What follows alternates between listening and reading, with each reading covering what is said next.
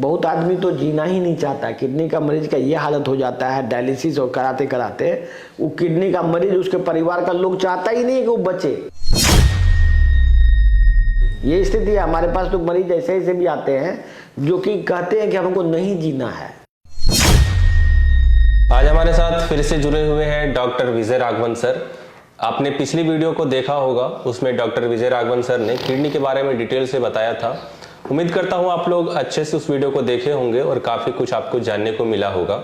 और आज की इस वीडियो में डॉक्टर विजय राघवन सर हमारे साथ हैं और किडनी के जो भी पेशेंट थे उन्होंने जो क्वेश्चन किया था वो सर से जानने का कोशिश करेंगे। तो सर, क्रिएटिनिन लेवल बढ़ने का क्या कारण हो सकता है, ये एक मरीज का क्वेश्चन था। क्रिएटिनिन लेवल जो बढ़ता है ये बेसिकली किडनी फेल होने का कारण, किडनी फेल होने से ही होता है जी सर।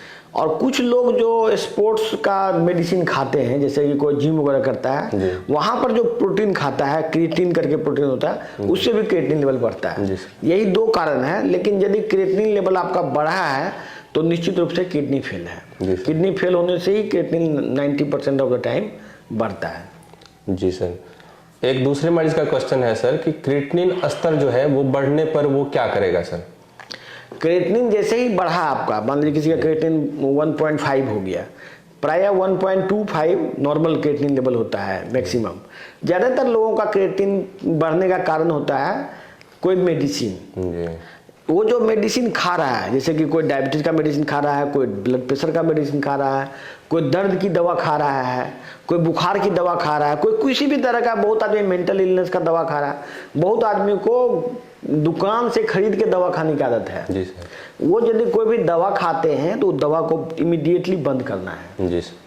क्योंकि वो सभी दवाई, जो दवाई आप, बहुत आदमी ये सोचता है कि जैसे किसी को डायबिटीज है, वो ये सोच रहा है कि डायबिटीज की दवा खाएंगे तो मेरा किडनी बच जाएगा। लेकिन ऐसा होता नहीं है।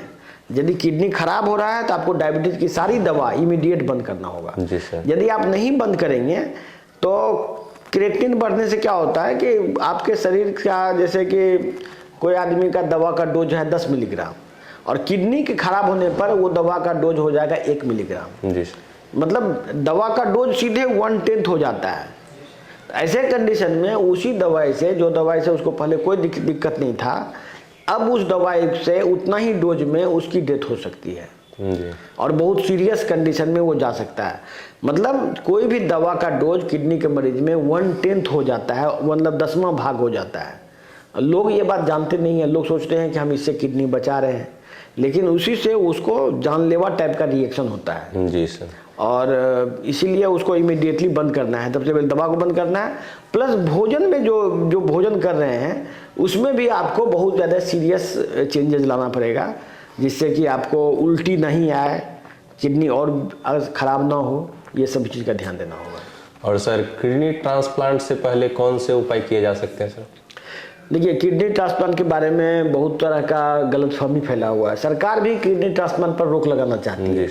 सरकार अभी डायरेक्ट बोला है कि कोई भी आदमी किडनी को खरीद फरोख्त नहीं कर सकता है। कि पहले क्या होता था कि किडनी के नाम पे कोई भी ऑपरेशन करके किसी भी आदमी का किडनी किसी को लगा दिया जाता था। लेकिन अब सरकार बोल दिया है कि सिर्फ अपना ब्लड रिलेटिव ही किडनी डोनेट कर सकता है।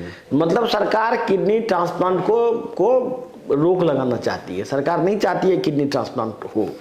इसका सबसे बड़ा कारण है किडनी ट्रांसप्लांट सक्सेसफुल प्रोसेस नहीं है। यदि कोई आदमी किडनी ट्रांसप्लांट करा भी लेता है तो उसको 2-3 साल जिएगा। ऐसे डायलिसिस में भी उतना जी लेता है, तो कोई एक्स्ट्रा बेनिफिट नहीं है। प्लस दूसरे आदमी से जिससे किडनी लिया गया है उसका भी लाइफ ज़्यादा दिन चलता नहीं है। एक तो किडनी ट्रांसप्लांट एक बकवास प्रोसेस है और ये गरीब आदमी के बस का नहीं है, और प्लस सक्सेसफुल मेथड नहीं है। जैसे ज़्यादा दिन जी नहीं सकता वो, तो इसीलिए किडनी ट्रांसप्लांट नहीं कराना चाहिए। आपको डायलिसिस और मेटाबॉलिक उपचार से ही किडनी का इलाज कराना चाहिए। जी सर, ये बात है। और सर, मेटाबॉलिक ट्रीटमेंट लेके सर कोई पेशेंट जो है वो ट्रांसप्लांट को रोक सकता है, किडनी ट्रांसप्लांट को? नहीं, किडनी ट्रांसप्लांट करा के भी वो फायदा नहीं है उसको। किडनी देखिए, किडनी के मरीज को क्या होता है, किडनी पर उल्टी आता है, उसका पूरा शरीर फूल जाता है, वो जी नहीं सकता, मतलब वो जिंदा नहीं रह सकता, अब ज्यादा दिन तक जी नहीं सकता है। जी सर।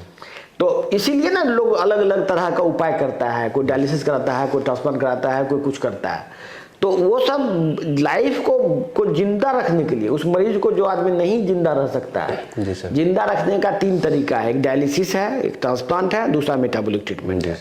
तो सबसे ज्यादा जो लंबा जिंदगी दे सकता है वो है मेटाबॉलिक ट्रीटमेंट, जो हमारे ट्रीटमेंट में है, पिछले 10 साल से जिंदा है और किसी तरह का कोई डायलिसिस या कुछ नहीं ले रहा है।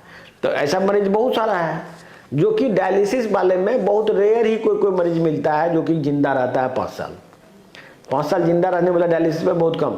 और ट्रांसप्लांट तो और भी रेयर है, ट्रांसप्लांट तो आपको कहीं मिलेगा नहीं। जैसे कि डायलिसिस का मरीज दिख जाता है, ट्रांसप्लांट का मरीज तो पूरे गांव में क्या पूरे शहर में 5 ठो मिलेगा मुश्किल से।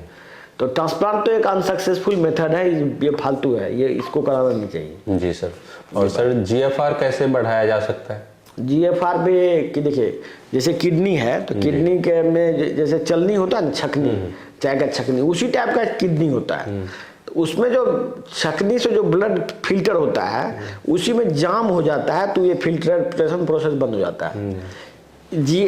उसी से मतलब इसको यहाँ का जो छकनी का जो पोर्स है उसको खोलने के लिए डिटॉक्स प्रोसेस होता है। हम लोग जो प्रोसेस करते हैं नेचुरोपैथी में और मेटाबॉलिक ट्रीटमेंट में, उसको बोलते हैं डिटॉक्सिफिकेशन।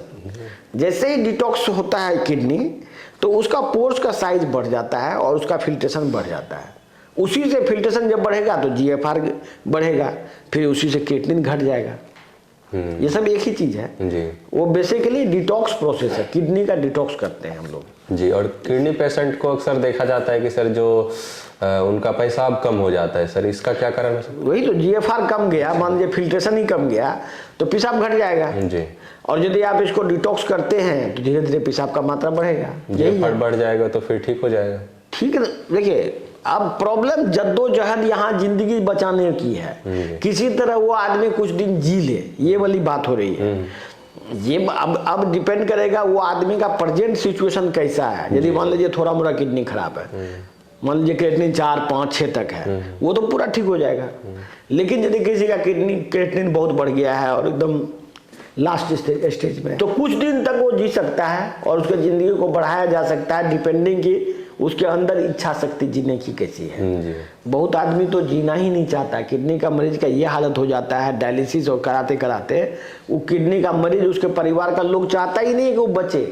ये स्थिति है। हमारे पास तो मरीज ऐसे ऐसे भी आते हैं जो कि कहते हैं कि हमको नहीं जीना है। अच्छा, ऐसा भी होता है। उसके इच्छा शक्ति पर डिपेंड करेगा वो कितना जी सकता है। जी सर। और कुछ नहीं है। और सर किडनी मरीज अगर कोई है तो वो घरेलू उपचार से ठीक हो सकता है सर? तो ये घरेलू उपचार क्या होता है? घरेलू उपचार से मरीज ठीक नहीं हो सकता। कोई भी घरेलू उपचार जो होता है वो अनसाइंटिफिक और ये क्या बोलते हैं उसको, आधा अधूरा इलाज है, जो बहुत लोग ज्ञान बांट रहे हैं यूट्यूब पे, जिसको कि यूट्यूब खुद ही बैन करता रहता है। बहुत आदमी कुछ सलाह देते हैं, कुछ लाते हैं, लेकिन ऐसे गंभीर बीमारी में जिसमें कि मौत उसके सामने खड़ा है, वो किसकी बात मानेगा? मरीज तो ऐसे थोड़े किसी का बात मानेगा तो वो थोड़े नहीं ठीक हो जाएगा। किडनी का मरीज का समझिए मौत होने ही वाला होता है, वो आदमी मौत के सामने खड़ा है, तो उसमें वो घरेलू उपचार क्या फॉलो करेगा? उसको तो कोई साइंटिफिक एस्टेब्लिश ट्रीटमेंट चाहिए ना। ये बात है। तो आपने देखा डॉक्टर विजय राघवन सर ने किडनी के बारे में जो भी क्वेश्चन आपने किए थे उनका बहुत अच्छे तरीके से जवाब दिए। उम्मीद करता हूं आपको ये वीडियो पसंद आया होगा। अगर आपका कोई भी सवाल है तो आप कमेंट बॉक्स में लिख सकते हैं। तब तक के लिए धन्यवाद।